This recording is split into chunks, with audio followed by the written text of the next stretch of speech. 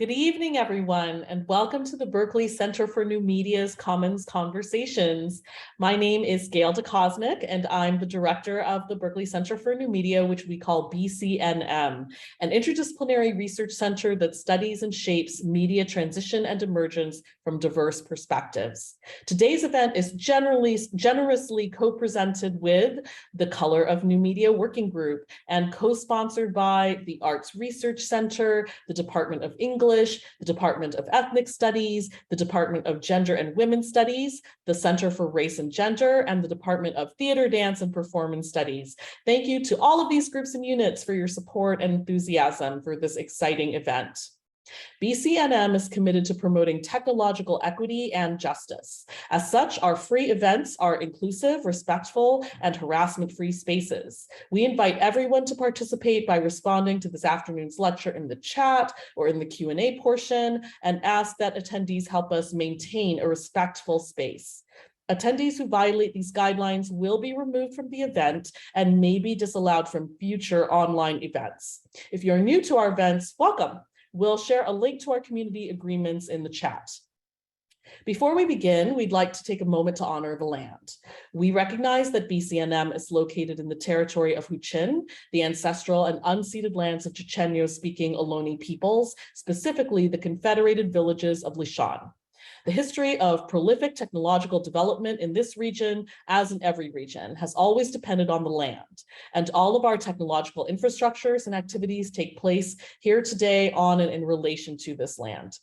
At BCNM, we commit to supporting the sovereignty and ongoing stewardship of this place by Ohlone peoples through building long-term reciprocity and relationships with tribal leaders and organizations. This evening's event is especially important to me because all three of the wonderful speakers you're about to see, the moderator, as well as our two scholar poets, are three of my former students.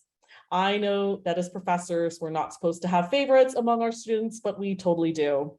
And our three speakers are definitely among my all-time faves. Now I'm going to introduce our moderator, Miyuki Baker, and Miyuki will introduce our featured artists. Miyuki Baker is a queer Zainichi Korean-American artist, activist, and thinker living in Huichin, or Oakland, with a doctoral degree in performance studies from the University of California, Berkeley. Their work supports people in remembering the beauty that lives within them through embodied study and research, and in activating this beauty for everyday practices of solidarity and collective liberation. Miyuki calls this work beautiful scholarship. I'm so pleased that Miyuki agreed to host today. Let's take a moment to welcome them and thank them and allow them to introduce this afternoon's artists. Thank you, Gail. And I know that I can probably speak for all three of us that it goes both ways, Gail. So we love you so much. And thank you for inviting me to moderate. So welcome to all of our guests tonight. And I have the honor of introducing these two fabulous people who are also my friends and colleagues, co-conspirators for sure. And before I do that, I always start all of my teaching, moderating with some breathing and reconnecting with our bodies. So I invite you to join me for that. So I invite you to just release any breath that you're holding in. And if it helps you to connect with your body, you can close your eyes. You might move your body in any way that helps you feel a little bit of ease. So just take this moment to land wherever you are. Notice that you are on land, wherever the land is meeting your body, whether it's on your chair or perhaps your feet are touching the ground. So just seeing if there are any places in your body that are calling for your attention. Might be positive, neutral, or negative.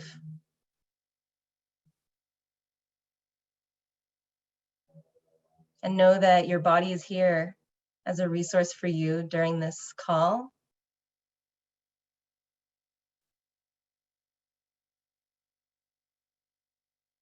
And finally, I invite you to check in to see what it is that your body needs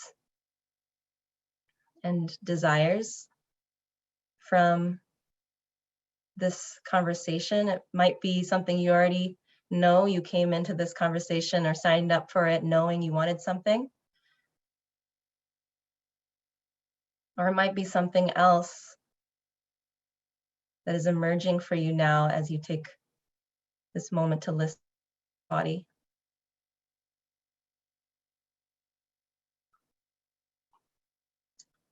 And so you can take another couple of breaths here. And if you feel called to share in the chat one word or a phrase of what you would like to feel, how you'd like to feel during this conversation.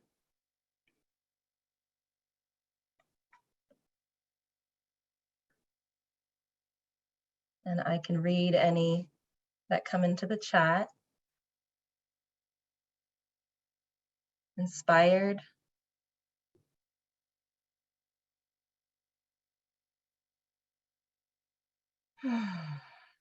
And also no pressure to share in the chat too. You can pin the feeling, sometimes they're wordless, in your heart. Okay, reminded, filled, connected, heard.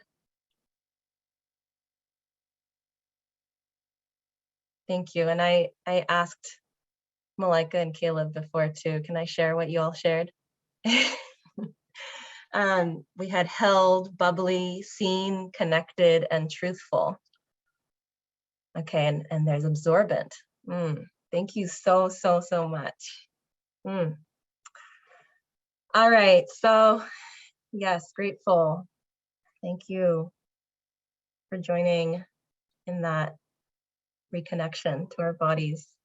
So without further ado, I would like to dive into the introduction. So the way we'll do it is I'll introduce Ra, they'll read some poetry, then I'll introduce Caleb, they'll read some poetry, and then we'll go into our conversation. Okay, so first up is Ra Malika Imhotep. Ra is a Black feminist writer and performance artist from Atlanta, Georgia, who completed a PhD in African Diaspora Studies and New Media Studies at the University of California, Berkeley in 2022. The intellectual and creative work of Ra Malika Imhotep tends to the relationships between queer embodiment, Black femininity, vernacular culture, and the performance of labor. Ra Malika is co-convener with me of an embodied spiritual political education project called the Church of Black Feminist Thought, and a member of the Black Aesthetic and the proud child of Dr. Makeda Johnson and Akbar Imhotep, who I just saw in the chat.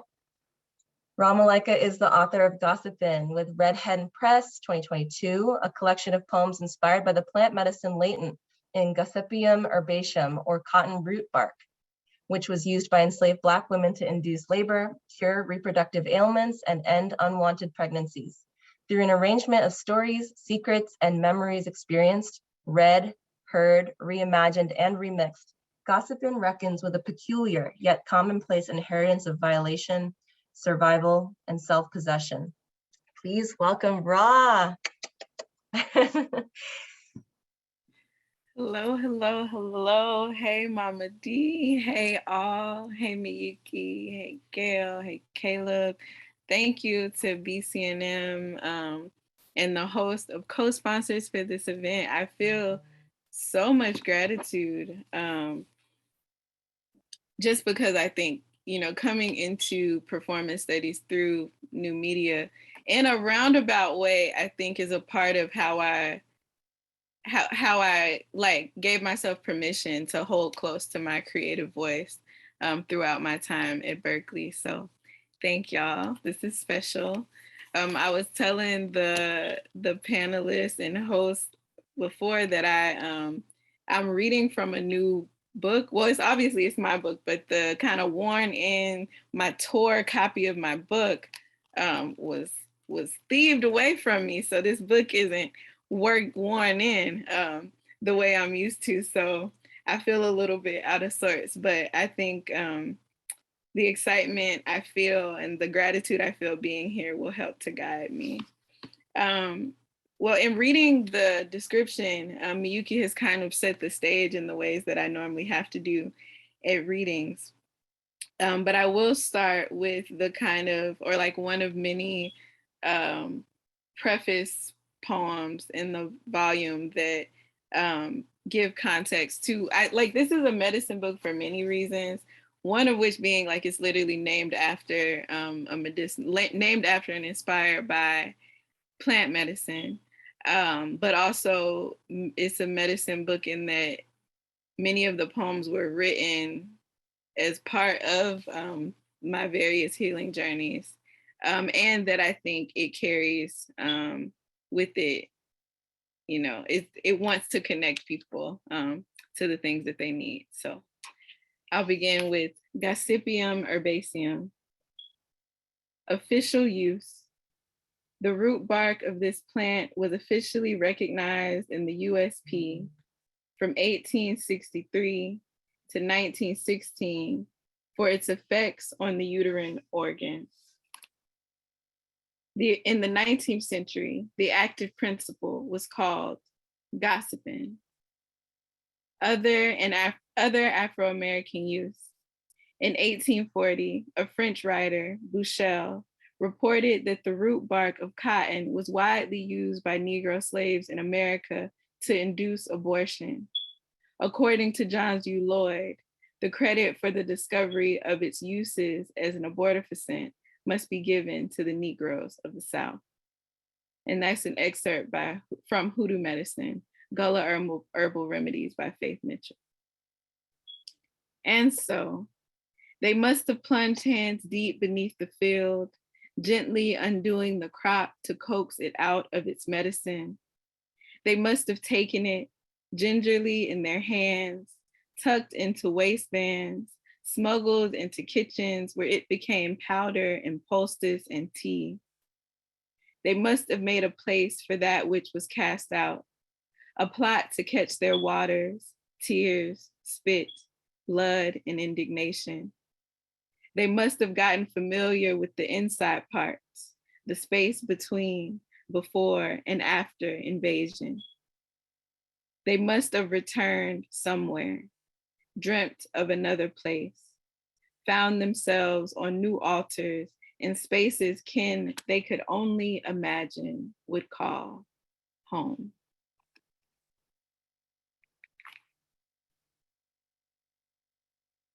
My daddy says I've misremembered.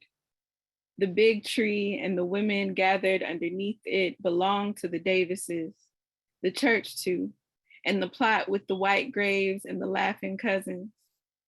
Anne Valentine is somewhere else. Her master lay, struck under a shared patch of ground way up the road. These hearts ain't easy to understand, let alone keep up with. My own granddaddy was a rumored death until I turned 3. There was a mother somewhere in Georgia who lost one child to slavery. There was a mother up north who birthed so many the state would label her a nuisance. Some dark, some light, some Johnson, some Perkins. The moody women come to me easy. I care for them most days without thinking about it. They run wild up and down the eastern seaboard. My mama brought us back down to where the dirt runs red. I cry enough for the both of us. I find myself between the fragments. My mind refused to hold it like it's regular. Seem like I need to mash it up to get the sense out.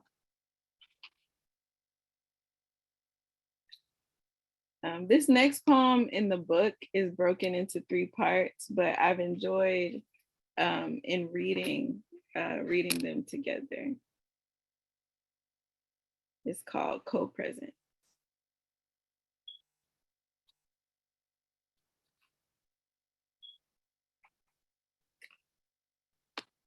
Co-presence. 2.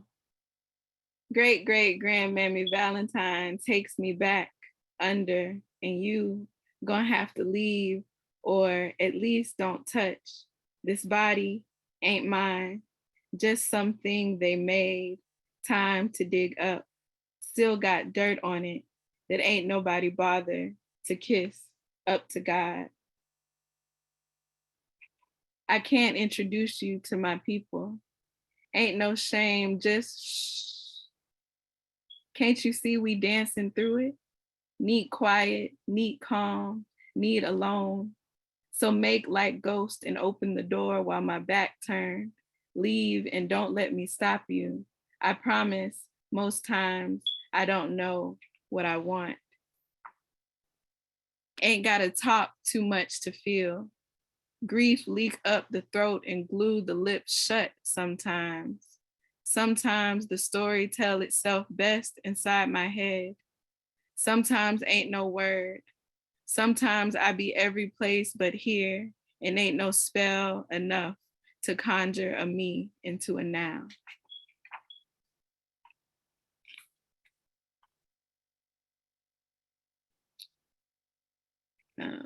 This next poem I've never read at a reading, but it feels relevant. It's titled Grief Born Power, and it's dedicated to the memory of my aunt, Makeda Sir-Sinahad.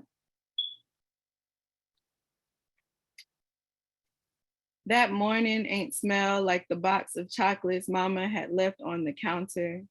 I was furrowed brow, stomping toward the kitchen, chest heavy like I couldn't remember the last time I told my mother I loved her. Auntie with the loud mouth and the hard hands, now hairless, skin-fitted skeleton, smile propped up against hospital pillow, cup by her side to catch spit. She laughed like recovery, like health, like happy. Mama was well worn with worry, the kind of bitter that comes when you've been steeped past the point of sweetness. Familial ailments multiplying faster than we could honey them. Nothing went down easy.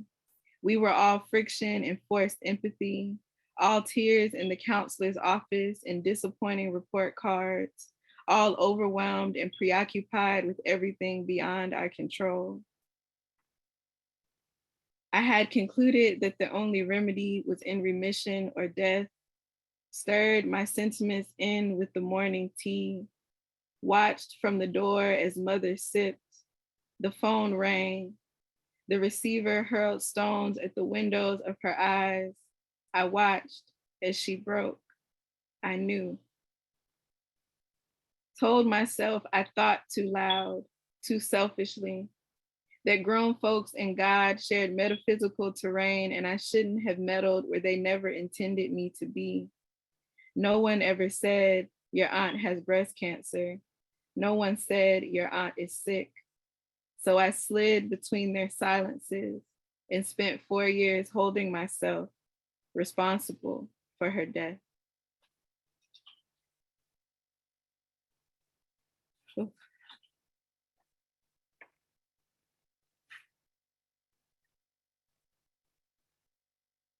I'm just gonna do the Scorpio thing and hang out in the deep for a minute. This next poem is called All the Black Things Cry Sometimes.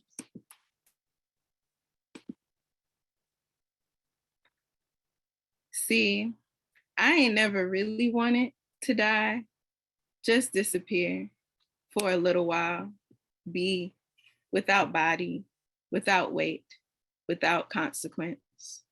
Wonder what more there is to specter than scapegoat. What might I feel if free? Is feeling still a Black thing? Am I ever less than the nothing I've been handed?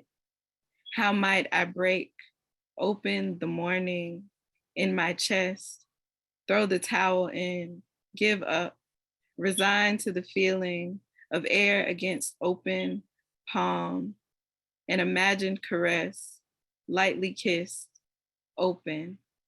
That's how I want to touch you, right in the place you conjure me. Let's swear solemnly to be up and a no good approximation of my worth. No more. Bids, invisibility, don't see me, I beg. Let me rest in peace. Be still, be silent, be tears muffled in asphalt, be the ground, be beneath you. Walk on over, spit a crude blessing, pour some of yourself out for a dead hoe that looks a little bit like me but goes by another name, me dying, me needing to get out this body. Ain't even gotta stop breathing, y'all. Listen, just let this body be apart from me, something different, maybe my own thing, do my own thing.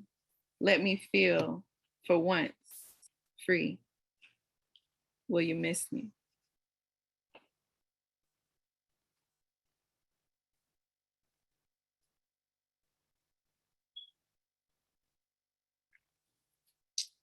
And I think, I'm not sure where I'm at on time, but I'm thinking I got time for 2 more. I'll wait.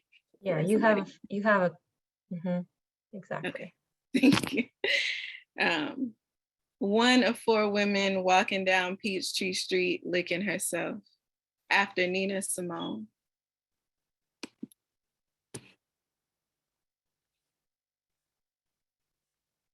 Nina dredged up peaches from the back of her throat, let it out with a sonic break I lose myself in over and over again.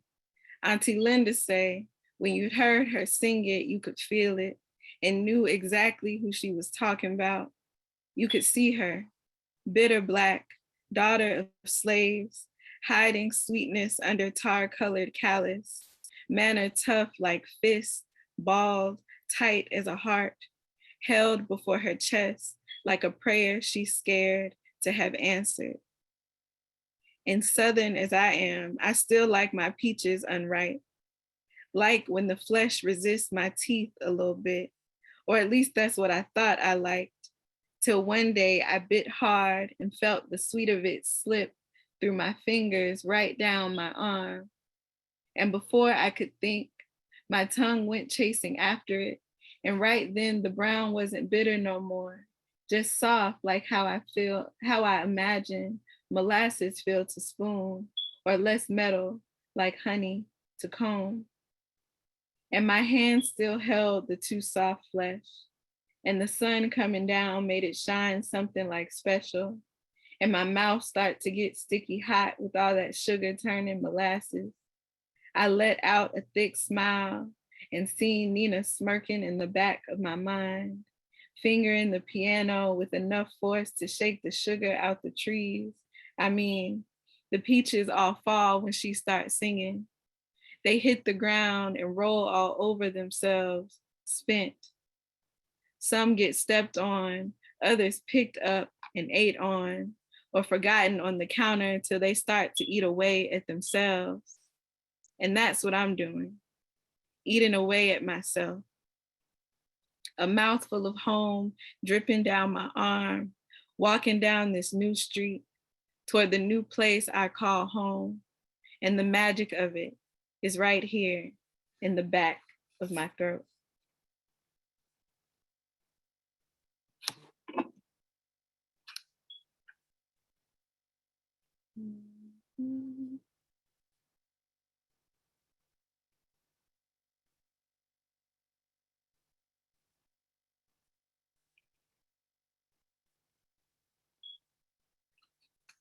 Another bit of prose that feels relevant.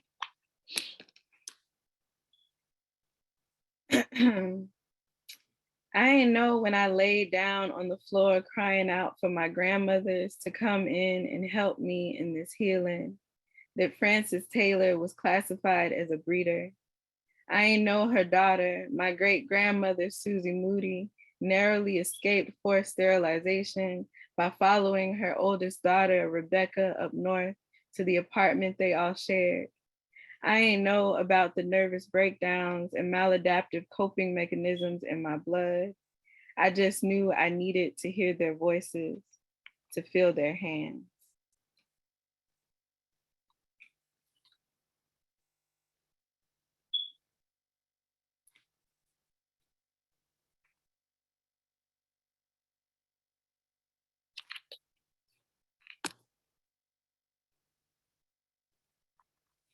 Notes towards the integration of a traumatic event or the scene of my own subjection.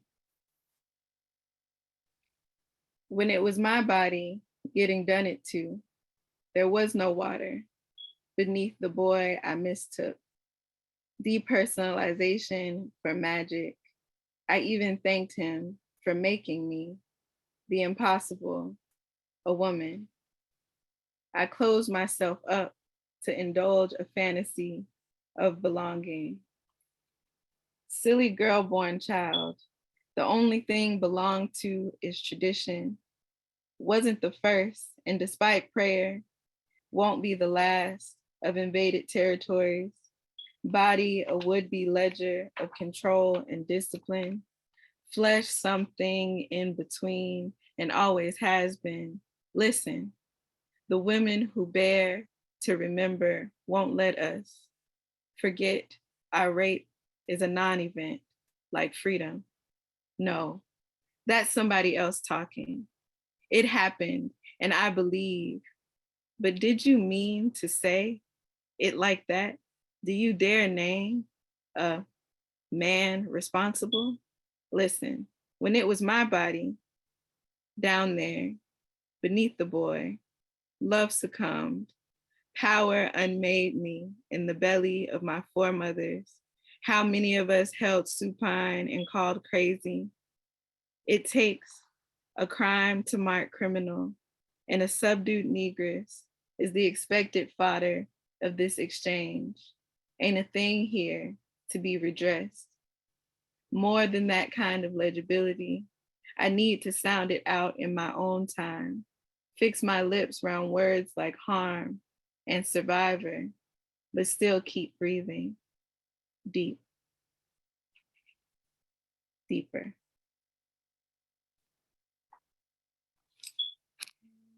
Thank you. I think I'll end there.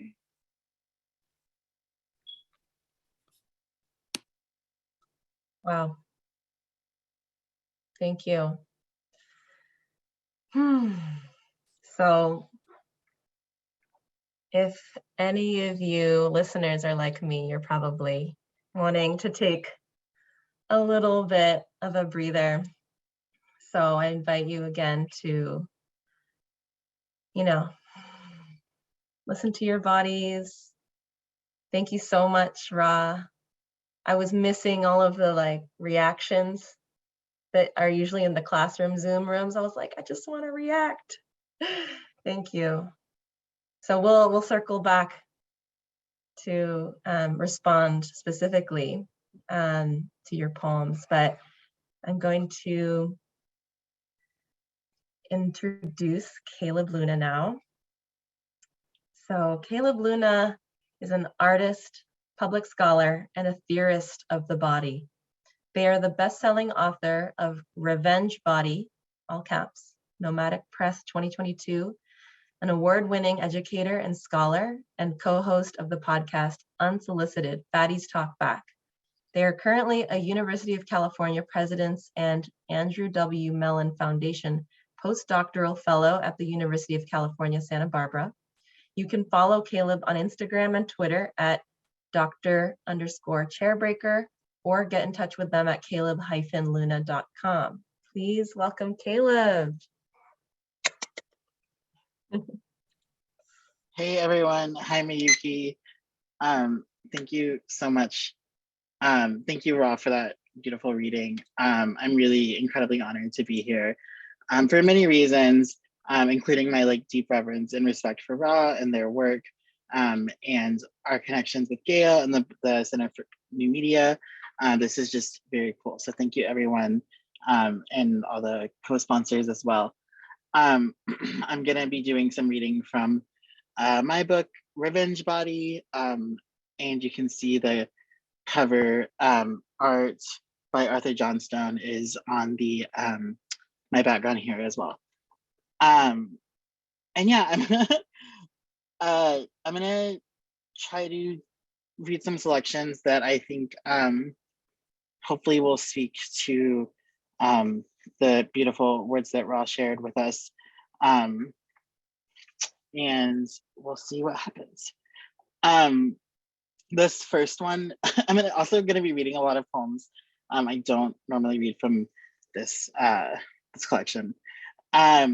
This one is called Broken Body, Broken Mind.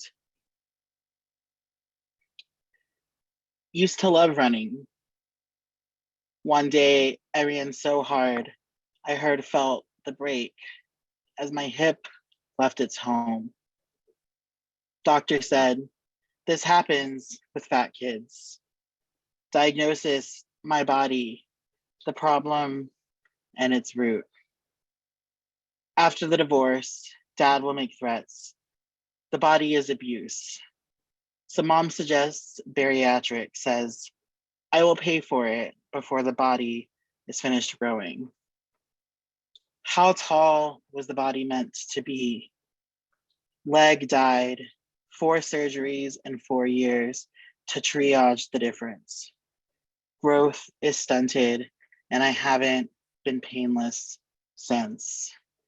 But each new doctor will pathologize the body, offer it drugs, prescribe disordered eating, recommend amputating the stomach in the name of health, while I spend my days training to be a doctor, a return to the site of harm, a homecoming of sorts, or life is one long masochistic scene. This body was taken from me so long ago, never mind so much as a repository for violence for anyone who needed it. This happens with fat kids. These days, I don't say, my body was used as a commodity to make a rich man richer. I tell myself I'm crazy and I don't know why. I say, I'm crazy, don't know how I couldn't be.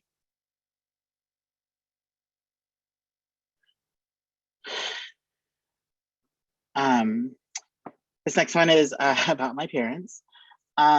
It's called Inheritances / Cycles. I know I don't know much about what they run from, but I know mom married dad to escape home. Dad took a second wife, a mother for his children, a marriage of survival for both. These days they will say how proud they are, how far I have come on so little, so much earlier than they did. We are not our origin stories, but we spend our lives outrunning our childhoods. And for their children, it became something to survive.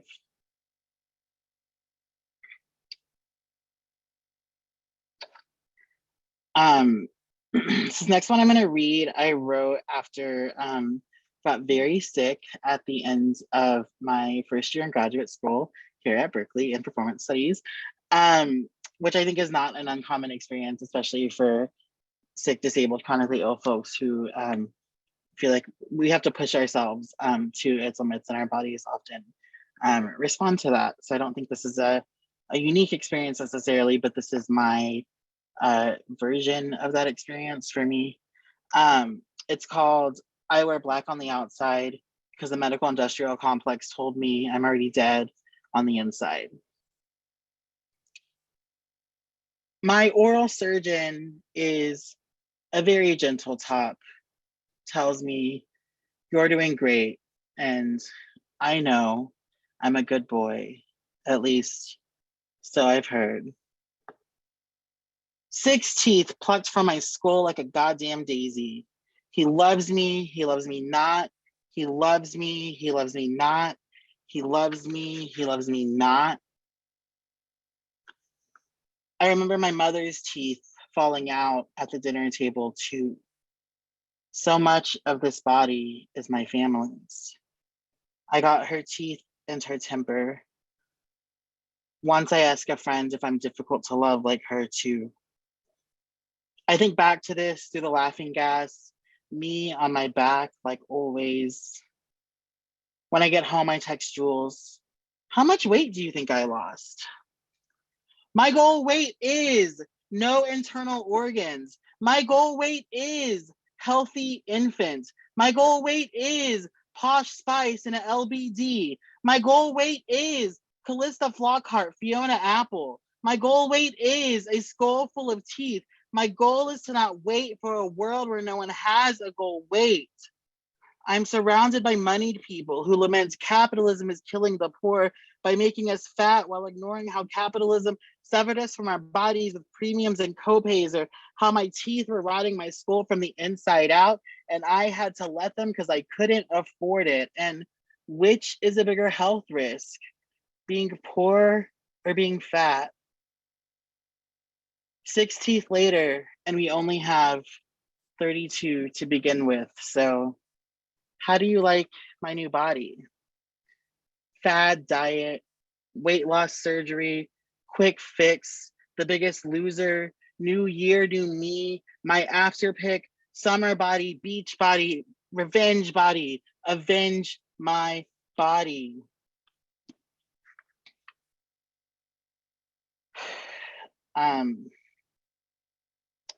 Thanks. Okay, I'm just checking my, I set a little timer over here. Let's see. I'm gonna read,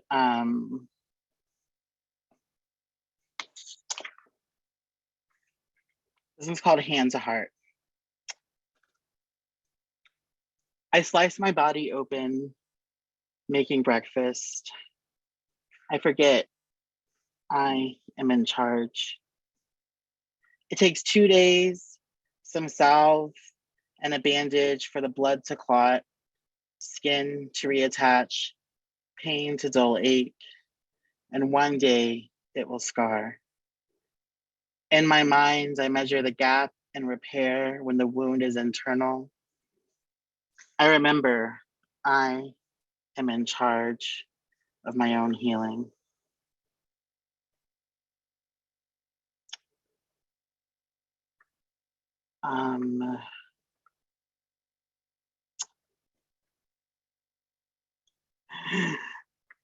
Let's see. I'm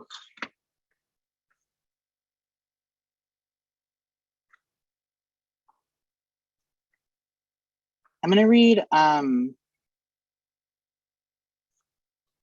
this one called Girl on the Go. I've never actually read this one out loud.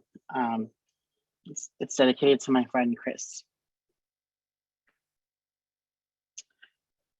Years ago, before you died, you asked me why I stayed.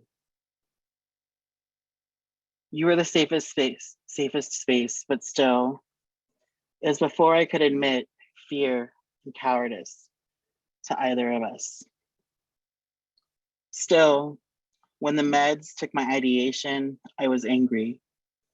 Felt like taking my agency.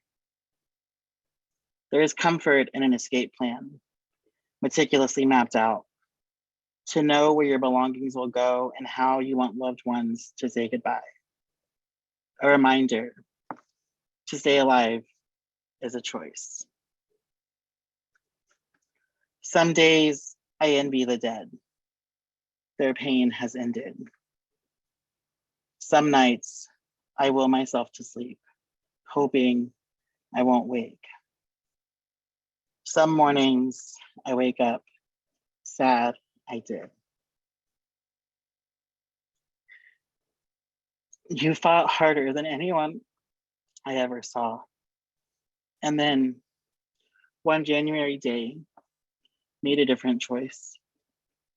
Texted, canceled plans, gonna work on the app for that job you were excited about. I was thinking about our future the next morning when your friend, housemate, another person who loves you, calls and says, I'm so sorry. I don't know what I would have changed if I knew it would be the last time I saw you.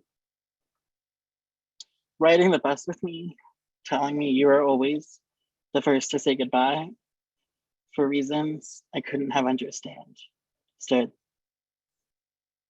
Thank you for gifting me that. I miss you every day, and I don't blame you.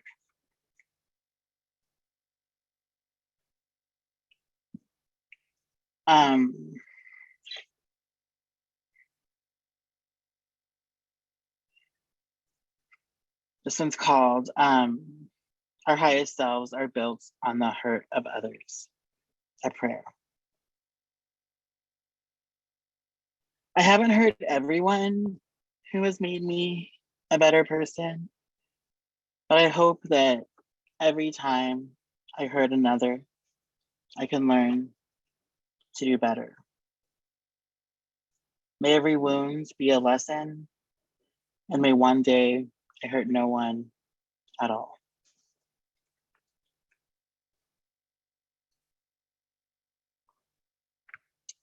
Thanks, y'all. I'm gonna read one more. This was actually the last one I wrote for this collection. Yeah, it's called The Body is a Celebration. All I ever wanted, every birthday, milestone, and accomplishment was to go to TGI Fridays because I am secretly suburban at heart. Used to have so much shame about the food I ate and the body it made, or so they say, but we remember. Food is comfort, ceremony, connection, culture, pleasure. Food is life, and food is a gift. We remember the body is food and muscles and organs. The body is bones and scars and memory. The body is injury and disability and aging. The body is safe and power and healing. The body is ancestors. The body is a celebration. And I have had a lot to celebrate. Thank you.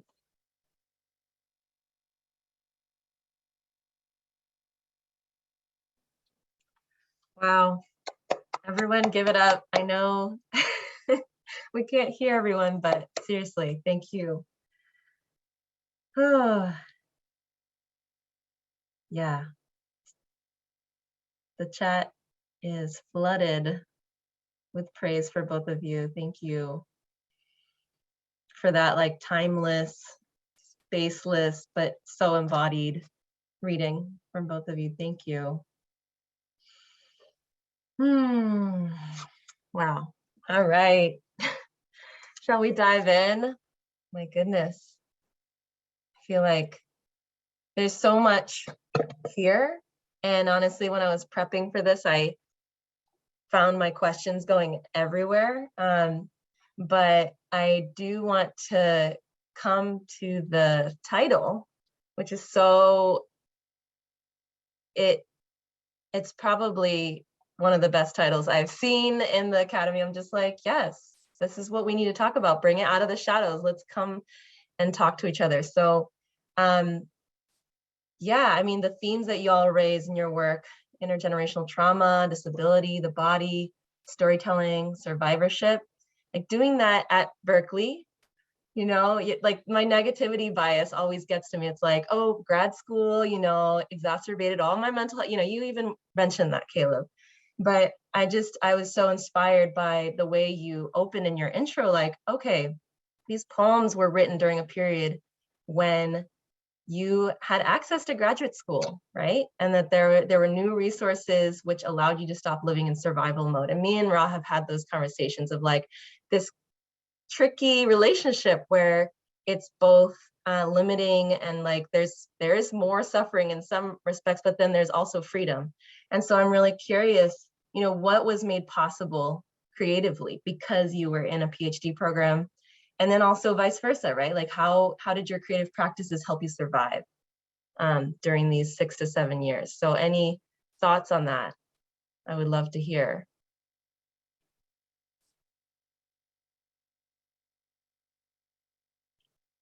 I thank you, Miyuki, for that question. That has me feeling everything. Well, I'm probably feeling everything just from Yeah. the combined, the combined travel and what's the word for just the feelings that we both just opened up and shared so generously. I'm remembering that I was in my first year of grad school when I realized that that the traumas that I had survived in undergrad, like being like a rape survivor in undergrad, that wasn't just something that happened in Massachusetts, that like it was gonna like follow me where I was. And I can remember literally like walking out of Sproul, like on Bancroft, like, oh snap, I'm not okay. I still have to deal with this thing. What do I do? What do I do? And then like starting a therapy journey at the Tang Center. And I think I don't know, like that just felt relevant. Like I think there was something about just like space and time that wasn't necessarily because I was at grad school, but I think it took me being in a different setting than the one I was in before for me to really understand the way that my body was holding on to these things that at the time I didn't have language for. Like I wasn't able to say that I had, I still get like tongue tied about it, but I wasn't able to say that I had been raped when I came into grad school. So, and that was very much, I think, the beginning of the journey that became many of these poems, that became this book. I think just realizing that that was in my body and that I was going to have to face it and deal with it and heal it in a space and a moment in time where all the language we have about accountability wasn't a reality for me, nor was it like accessible to me. And I think that there's something particular about my experience at Berkeley, where I've been able to understand myself in the classroom and also as a part of like a creative ecosystem that I don't think I would have gotten if I had went to like a smaller private, like Black PhD program at a smaller private school. I think being like at a public school that's so big, being close to Oakland, getting having access to a number of different like cultural happenings and events kind of kept those parts of me that always wanted to be an artist. Like we're fed by Oakland and fed by the opportunity to organize, to create art. I have to shout out the Black Aesthetic, the curatorial collective I've been a part of since like 2016, 2017, that started as like film screenings at this like little punk bookstore in downtown Oakland. So that is something that this space made possible. Also just having the time to sit and think, and by necessity, like being in touch with my body, because I don't really know how to explain it, but I know that there are many people, many of our peers, in fact, who choose out of necessity to not stay in touch with their bodies as they survive this place. But I think for me, because I was getting sick and like getting shingles and all other kinds of things that I'm still processing and don't actually know what happened to my body, or even because people had said this to me, I had this fantasy that once I graduated, all the little weird immune system things would just stop. Like they would just like disappear. I would be able to eat everything and my body would just be like, yeah, no stress. But that didn't happen or hasn't happened. And so I've had to be in touch with my body in a particular type of way. And I think that the creative practice has allowed me a space to like reflect and process and face and dream, and also brought me into community with people who have been life-saving for me, including you all, including Alan, who I saw in the chat, including the people I work with in the Black aesthetic. I think that the creative practice has been something that helped me feel like a fuller being as I was in this process of growth. Yeah, thank you. Caleb? Yeah, I mean, my answer is very similar to what Ross shared. For me, I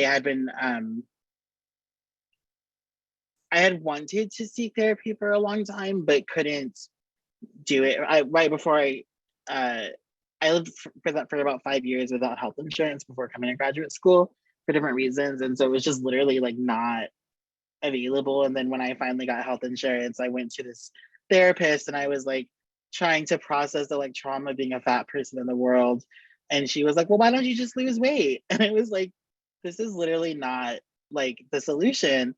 And so it wasn't until I came here and through a recommendation through Tank Center that I found a therapist who actually helped me work through that and kind of dissect those differences even further. Yeah, and I think being in a performance studies program allowed me, I mean, I came into a performance studies program because I had come into an awareness that like I had internalized something about my body that it wasn't worth visibility, it wasn't worth interrogation, it what like that all of the broad meaning of performance, like there wasn't necessarily a space for a body like mine in there. And so my program has really helped me explore and the falsehood of that, and part of that was through writing, and the ways that my academic work and thinking shows up in my poetry. And I think because of my mentors and department, I think that my academic writing is also a bit poetic as well. And they're not quite as dissected as I think maybe they are for other people. And then yeah, just like Ross said, you know, just being in Oakland and being around other folks who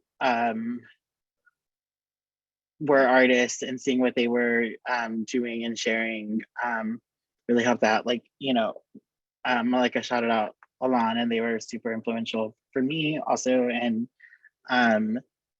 recognizing like that what I had to share was valuable and important and necessary. So yeah, just very similar responses.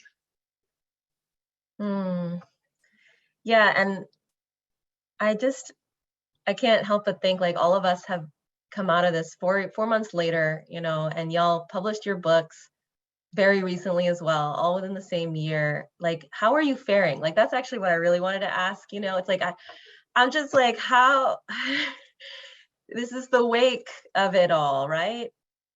And I mean, and you all titled this, I'm imagining. So I also want to just offer space for y'all to talk with each other about that, you know, body language, sick and disabled, crazy femmes in conversation.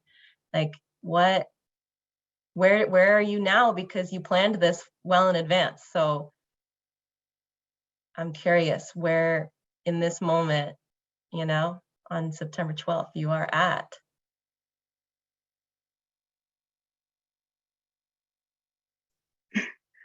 I can say I'm still tired. I'm still trying to recover from it all, and it's just been a whirlwind of like jumping into yeah, it was a lot to do all at once, and I think we not certainly wasn't able to really process it as it was happening. And so yeah, kind of just waiting for it all to come to be able to settle. Yeah. Yeah. Well, first I want to say that the title of this event comes in part from the dedication of Caleb's book, which is like, I don't know if you want to read it. I don't want to mess it up, but I know it was like, yeah, I'll let you read it. I can read it. Wait.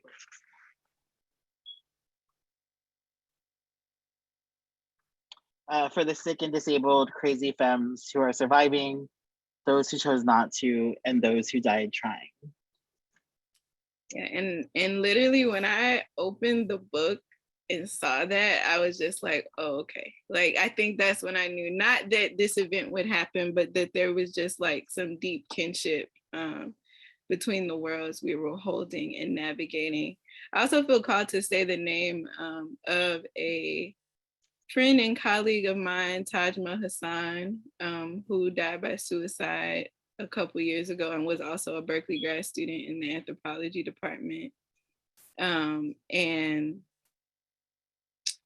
yeah, I like, my head hurts right now.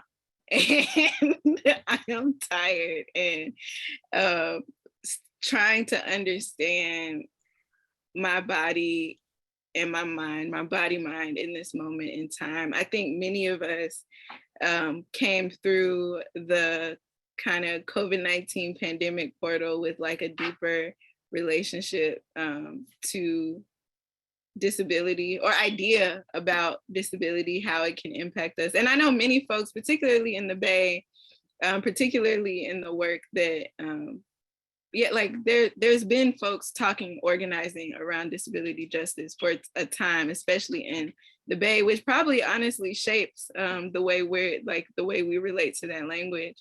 But I know for me, there was certainly a moment during the pandemic where I was just like, wait a second, like, so many of my loved ones are immune compromised. I feel like I feel vulnerable in this moment. And that's just like physical health on top of like the things that were going on in my mental. And yeah, I think the graduating did a number on me. And I really was desperate to survive the last semester of grad school and worried that I wouldn't. So I have been working really hard to stay here and see. And I mean, you graduate and you lose your health insurance, so that's, if I'm being real. Exactly. I'm in the process of trying to figure out how to continue treatment because I'm having to finesse things in a new way. So it's definitely in process work. And I am still hopeful that like on the other side of graduating, some of the stressors will shift and maybe, I don't know, the body will do some new tricks. But right now I'm definitely still deep in recovery, like Caleb was saying.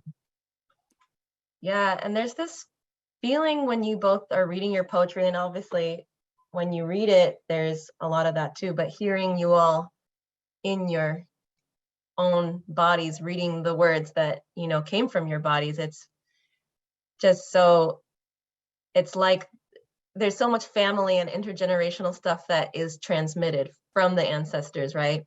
And I felt that so powerfully today. And yeah, I wanted to start with like a deep admiration and gratitude for the gifts that you've given us, really, like truly from my heart. Like I have been having a hard week and I was like, well, I'm gonna write some poetry because that's what Ron Caleb did. And I just really, I think it was in your book, Ra, you wrote, may the medicine go where it is needed. You like have that in the front. And I just think, yeah, thank you for being so absolutely truthful and vulnerable and real with us, because I think that's that witnessing, that's that feeling of feeling kinship with a writer who we may or may not know, right? So thank you again for that.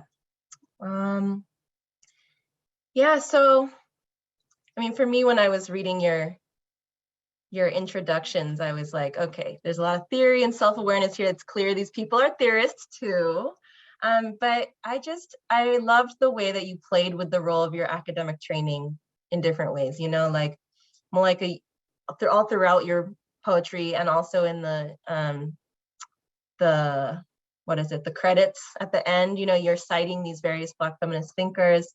And then Caleb, you have that reading guide at the end with all these questions of like, well, what is this poem from page 7? And it's very much like a classroom homework assignment, you know, which makes me think of your all the classes that we all had to teach as grad student instructors, right? So I'm curious if you can reflect on those academic influences and what it's like to bring theory and pedagogy into the writing about your own families and like things that are so personal and about survivorship.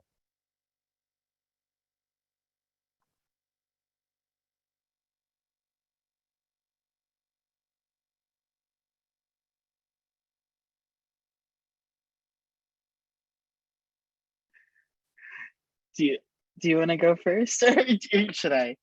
Okay.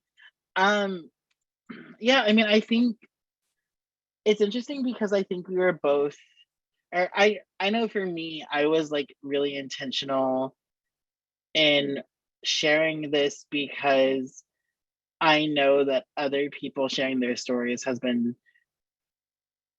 healing for me. Um, and I struggle with it, but I know that there's like I have a presence in the world and people have respect for me. And I wanted to offer this as like a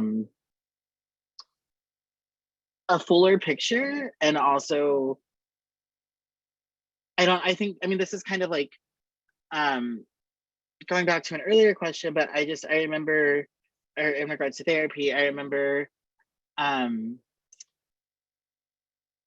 being in therapy in my first year of graduate school. My older sister was incarcerated for the second time, and so I remember going into therapy and like dealing with that. And like my therapist, I found her through Tang, and she has therapized many a graduate student. And so I was just feeling extremely isolated. Like I was like feeling like in this like yeah, just feeling isolated about the experiences of me and my family, and not feeling like I could find resonances on campus. And my therapist had to remind me that like there are actually a lot of people on campus with incarcerated family members and dealing with drug addiction and sexual violence and all this stuff as well. So there's a part of me that also wanted to disrupt that idea too, that people, I think that's another thing that I experienced at Berkeley, is this assumption that like if you've made it to in these rooms, that's because you don't have any trauma, or because you're not disabled or whatever else. And to kind of disrupt that narrative that yeah, we have stuff in our lives. And yeah, and I think, you know, for queer people and people of color, like we also know that this is like that art is survival and theory, and those things are not as separate as some institutions will like us to believe. And so there's also, yeah, just intentional work and leaning into that genealogy and continuing to flatten art as theory and as academic work as well. Yeah, thank you, Caleb. I deeply relate to that. And shortly, like writing for me sharing these stories came from a similar place. That's the word I'm trying to say. And I think as far as citation, I mean, Miyuki and I work thinking about embodied citation and like how can we take the work of like Black feminist thinkers, theorists, and artists and not just like master it academically, but really like use it as roadmaps for our healing or as medicine. And I think that like the book is citational, not even just because I was like trying to do a thing and like be a grad student with a poetry book, but because like literally those things I was reading, whether I encountered them in academic context or I was reading them to soothe while dealing with the academic stuff that was hurting me, was starting to inform my healing journey. And it felt important to connect them. You know, I think I obviously have an investment in citation, and particularly like citing Black women scholars. But I think for me, honestly, a lot of the citations in this book are in there because they very explicitly spoke to my healing journey. And sometimes it was like I'm reading for class and just like, oh snap, like I needed to see that, which I think is one of the gifts of Black studies too, and in performance, but particularly Black performance studies. I think that is one of the gifts when folks are kind of like writing through and from and about the body from like marginalized perspectives, and not pretending to be objective. Like I do think that that type of writing can be healing.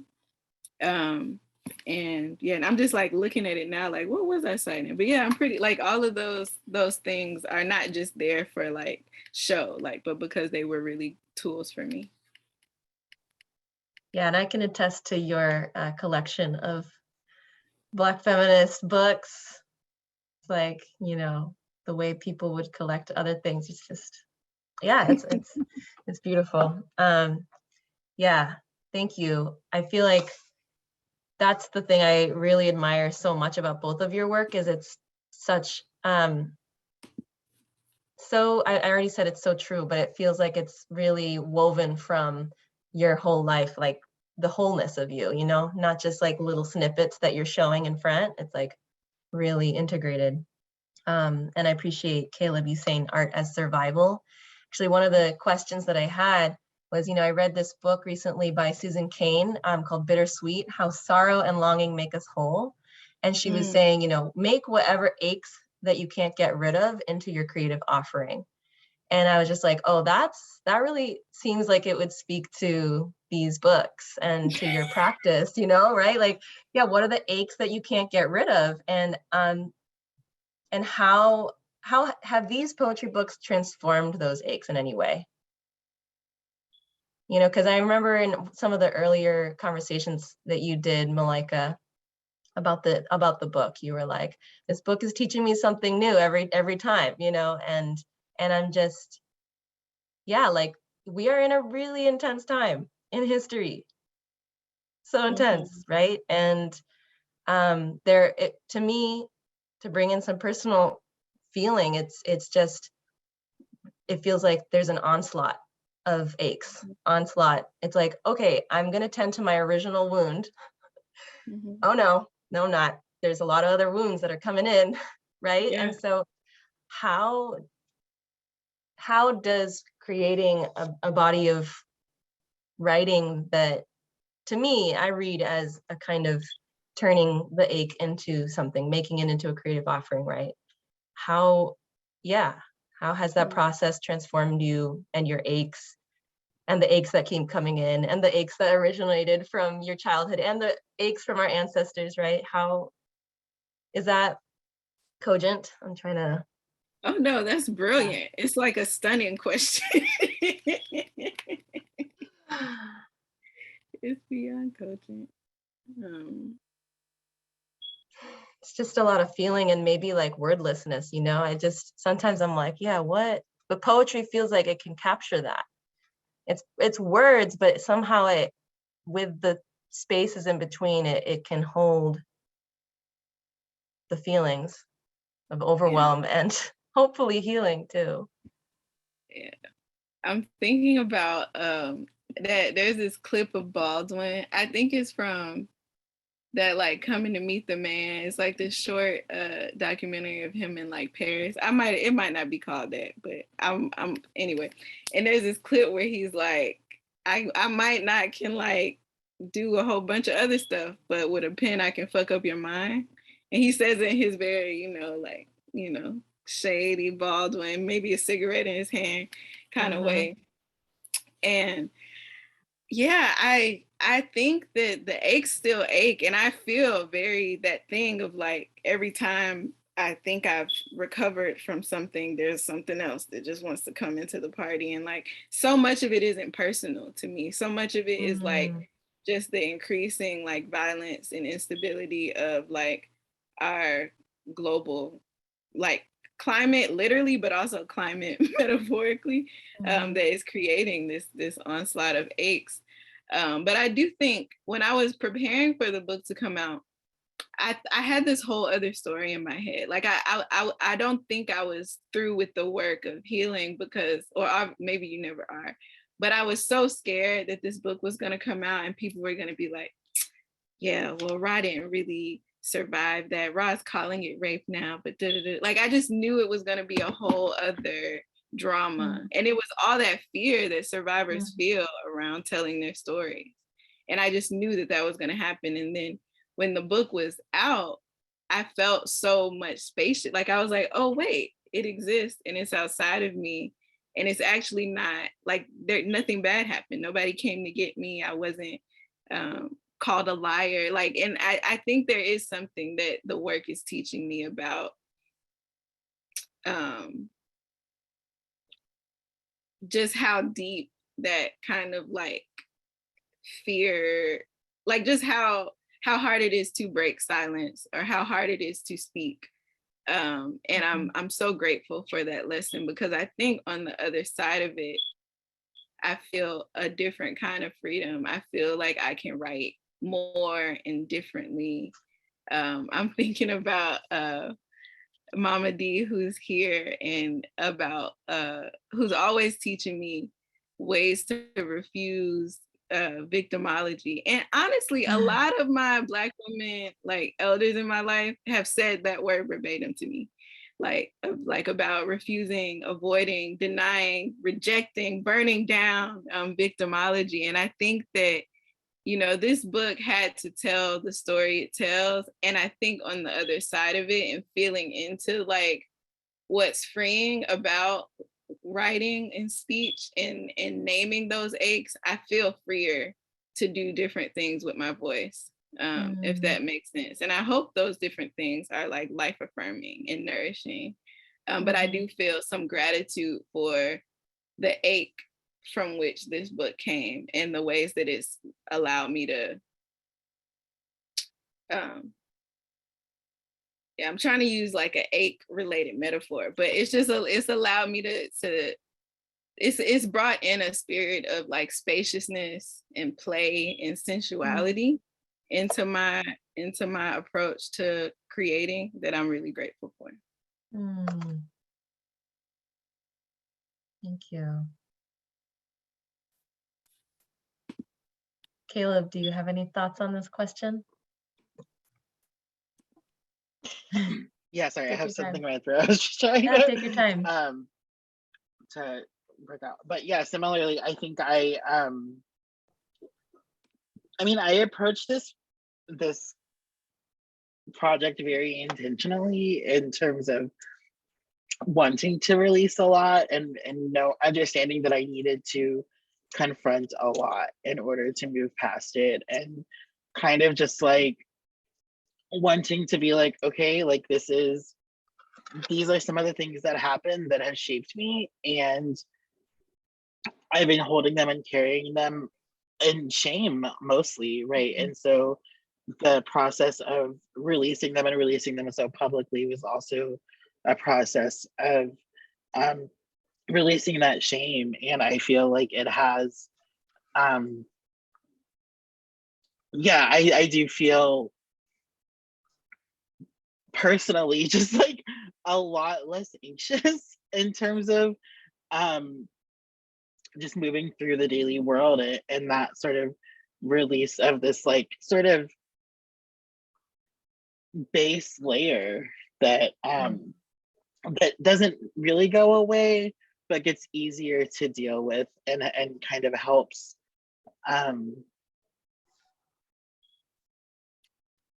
position how to move forward through all the stuff that continues to come.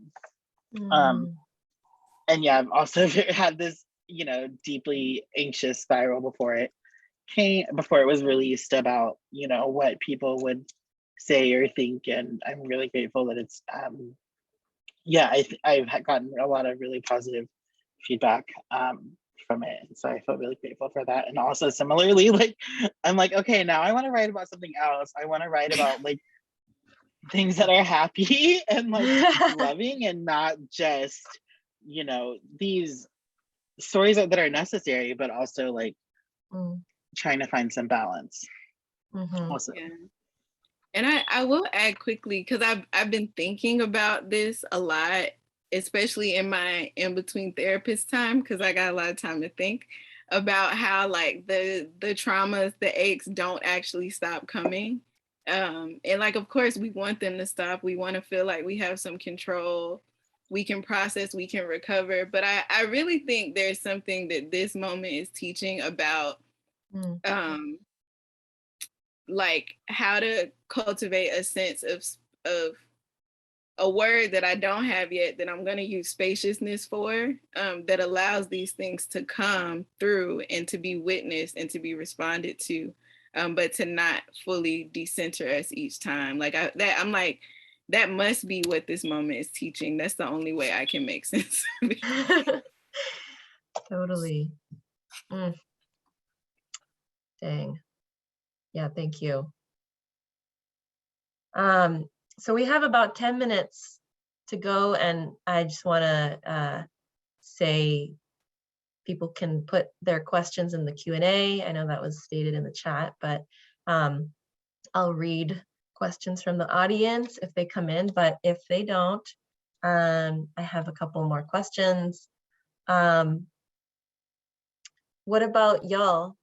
For you all, do you feel like you're getting to talk about what you wanted to talk about? Is there anything that you want to ask each other or respond to the poems or the person?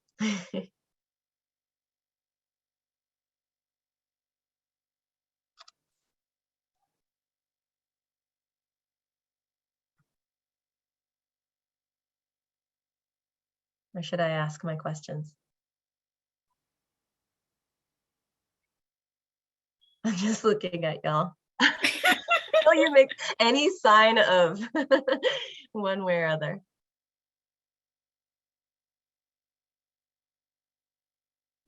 Okay, Doris has a question. Do you have one favorite poem at any time? Does that mean all-time favorite, or yeah?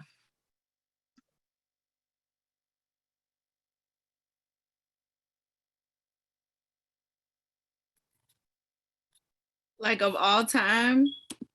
That's what it, one I'd you'd like to read. from my One book. you'd like to read, okay.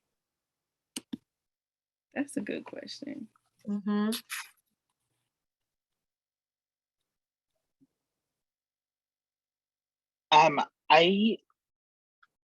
I'll say I tend to read the I Wear Black on the Outside poem, just because I feel like it cuts across so many of the themes in the book really well, and so it just feels like a really good like exemplary one, and I think it's fun to read. But yeah, that's typically my go-to. Yeah, I love the teeth pulling as a daisy's petal. That was really evocative. Thank you. Yeah, I think the one that I have the most fun reading that I didn't read tonight is called, where'd you go? Miss Graham Tells My Younger Self a Blue Joke, or a praise song for Janie's pear tree. And that song is, or not song, that poem is in the memory of this woman named Queen Elizabeth Graham, who was one of my like grandmother figures, like a a friend and colleague, comrade of my mother's who took care of me a lot when I was younger. And I do not know why my finger cannot find it. But I love that poem because it sprang from memory. Like it literally came up from this memory of this joke I didn't understand. And I can I'll just read the first two stanzas if that's okay with y'all. Yeah. One day the children asked, "Why grandma always sitting on the porch with her legs wide open?" And the grown folks answered, "She keeping the flies off her watermelon."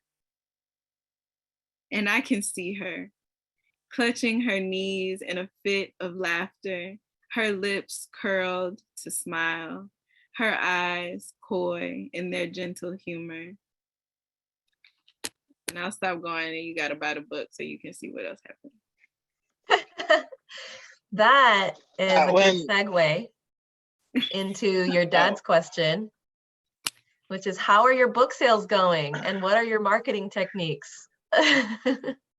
Oh, child.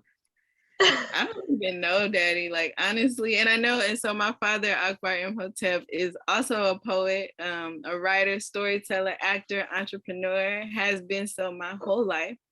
It's really sweet that we both have books out right now. In fact, Daddy, if you want to put the link in the chat, I welcome it. 70 and 70 Silver Lining Poems. I think I wrote the foreword. I don't actually know how book sales are going because I haven't asked because I'm too anxious to. I figured maybe when I actually get to 6 months, I'll send an email and find out. But I just am like, I think it's doing well because I keep seeing the book out places, which means people have bought it and put it in stores so other people buy it, yada, yada. So that feels good. And one thing I'll say about marketing strategies is that I feel really grateful. Like I haven't done a lot of book events or like a lot of the book events I've done have been very intentionally like asked for and like planned, and like I've had a hand in picking like who I was reading with, including like ones like this, which feel really special to me. And I'm so grateful I decided to do that because the 2 readings I did that I did not organize were different. And I'm just so grateful that I gifted myself this like really intentionally cultivated series of readings that I've been calling porch sits, and really like focused on the like intimacy of the dialogues. And I'm really grateful for my network. And I think if one thing that being in grad school has contributed to my creative life has been, I think I said that already, but putting me in community with such a lovely range of people who have really been generous and supportive.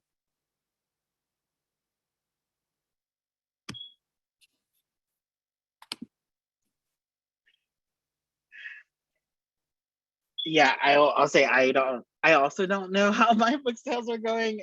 I was very happy that it was a bestseller on the small press distribution bestseller list, I think in April. So that was really cool. But really relying on word of mouth and guerrilla marketing. Personally for me, I've been so distracted and sort of focused on finishing the disc that I haven't been putting as much into marketing as I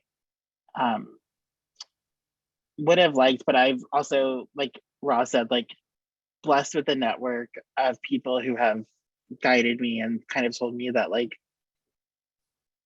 or have affirmed for me that like just because it comes out right now doesn't mean that we have to do all the marketing right now, and that we can kind of save that for when we have the space for it. And so that's been kind of my approach. Nice. Thank you, both of you. Rosalia says, not a question, but thank you both so much. As someone who is currently navigating the haze of exiting grad school and who struggled with being so sick during it, just thank you. Yeah. Yeah. Sending love, love, love, love. Oops, sorry. Exit dance party. Yeah, so we only have 2 more minutes. But maybe I'll transform one of the questions I had into a closing remark, which is, and I will open the stage for you two to share anything you want as well, but just, I've known you both for 7 years now, and I know that you're both very playful and you like to laugh. And yeah, just appreciate even despite all of the heavy, deep, like ache feeling that you're addressing in these books, you still have the ability to weave humor through it, and into your presence today, and just a sense of, you know, not always laughing at it, but there's a kind of like, yeah, I'm here, this is life, you know, like. And so yeah, that's kind of my takeaway, and I just love that that poetry, the poem about the celebration, right? And I have a lot to celebrate. This body has a lot to celebrate, and that I love that that's your kind of final you know, message to everyone. So is there anything that y'all are feeling that you want to share, or anything else that you want to tell before the time is up?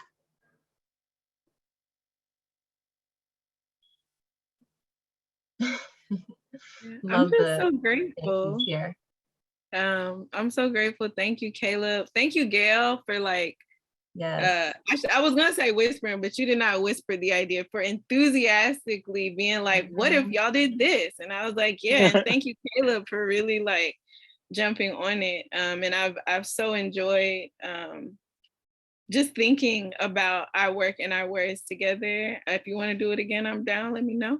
And yeah, I just feel, thank you, Miyuki, for such insightful and curious and deep questions. Like I'm so grateful. Your way with like mediation and facilitating has taught me so much, and you know that, but I feel really like present to that genius tonight. So thank you for your care. And thank you to BCNM. Yes, thank you. Yeah, just echoing that gratitude and for everyone. And yeah, I mean, I think I've told you this, Rob, but like part of my deep reverence for you is also like your lineage of storytelling, and that, so it feels very special to be here with you, and also your father in the chat. Hi. And thank you for your words. And yeah, Gail, thank you for really dreaming this up, and for being down. I'm very down to do this again. And yeah, and Miyuki for your questions and facilitation. Of course. Wow, we love you all so much. Thank you for your work. Thank you for, yeah, gifting us your presence. And thanks for everyone joining. Thank you, Mama G. I'm so grateful. I'm so grateful. Love the chat. All right. I think that's a wrap.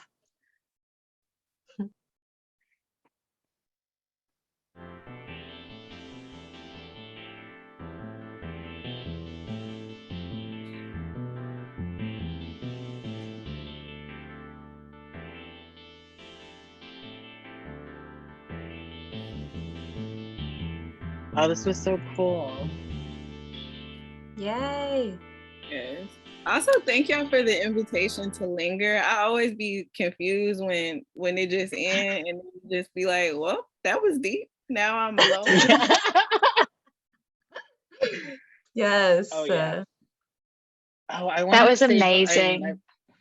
Thank you so much. Thank you. Those were really, really stunning readings. Yeah, truly. I meant to say this before, but Ra, when you were like, I'm gonna like just linger in the deep depths of with my Scorpio, or whatever you said, I was like, yes, that's my favorite. So I really appreciate you taking us there, and like, yeah, just kind of setting the tone with that, because I love it. Totally. Oh, thank you. Honestly, I realized I like did a reading with the editor from my press, who's this like this decent white woman. Well, decent is a big word, but ain't nothing too wrong with her. But and she don't give no type of trigger warnings or nothing. She just like go in and go straight to it. And I was kind of like, a concept. Like, what if you like, of course, I think we all here know the merit of like a content warning, but it did open something up for me in terms of like not being afraid of the depth that's in the poems, or not feeling like I have to apologize on behalf of the poems before I read them. Are we still live? It says it's live. No, the stream is down and the attendees are out. Okay, yeah, I saw that the attendees were out, but it still was like flashing live, and I was like, is this streaming somewhere? Love you, Kate. Love you, Kate.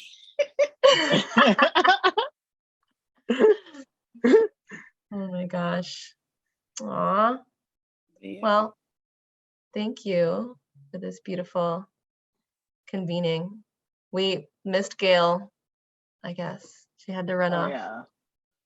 But Gail don't play about time. Busy. She's like, busy no. and she's boundaries. He said, okay, we said an hour and 30. All right, I'm out.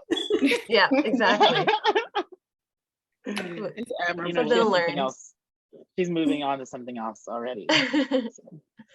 Well, both of you, I definitely, we need copies. I'm going to get copies of your books for our BCNM library. I definitely want pictures of both of the covers in my office. Yeah. You two were like just so incredible. The three of you really, it's really cool to see an event where you've been mentored by a person and also like mentoring each other. And I really like felt that, and it was really cool.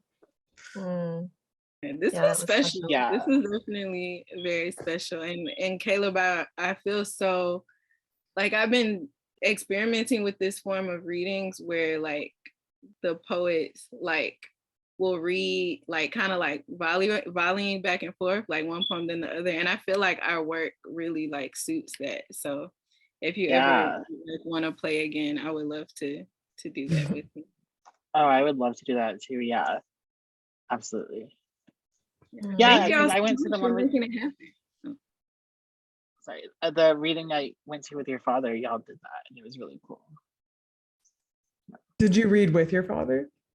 Yeah, I did. A couple. That's awesome. Time is weird, but like a month ago, maybe 2.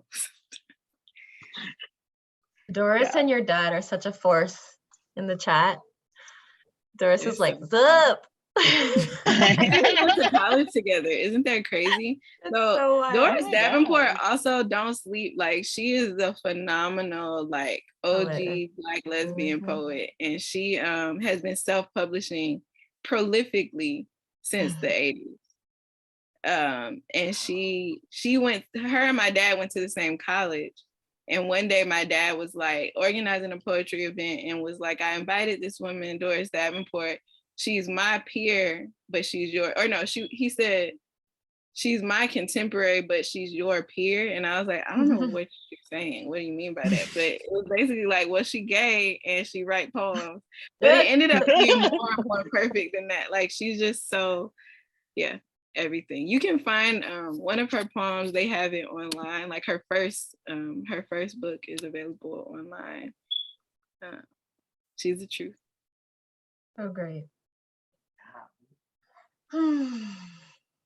Well, lots of love, y'all. Yeah, I'm gonna go pick up Maru. Yeah, love to Maru, love to you all. Have fun on the West Coast where your day isn't over yet. Oh yeah.